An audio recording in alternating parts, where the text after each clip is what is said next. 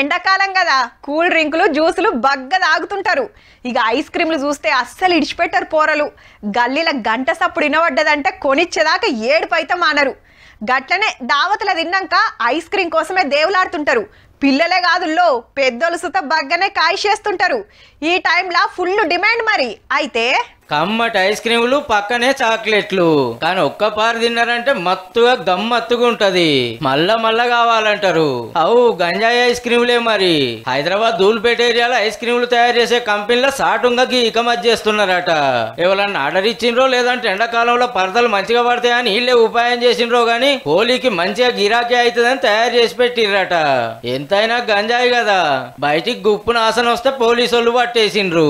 ఎన్నొద్దుల సంధి దందా నడిపిస్తున్నారో కానీ ఐస్ క్రీములు చాక్లెట్లు అంటే పోరలేనా ఎక్కువ కాయిస్ చేసేది. తెలియక తిన్నారంటే అంతే సంగతి. ఎన్ని చాక్లెట్లు కొనిచ్చినా ఊకోరు, గివ్వే కావాలని లొల్లి చేస్తుంటారు. ఏడికెళ్ళి మోపైర్రా నాయన. సీక్రెట్ గా మోస్తే పట్టుకుంటుర్రని సీదా ఐస్ క్రీములనే గంజాయి మత్తు పెట్టిండ్రంటే ఎట్లున్నారో చూడుర్రిగా.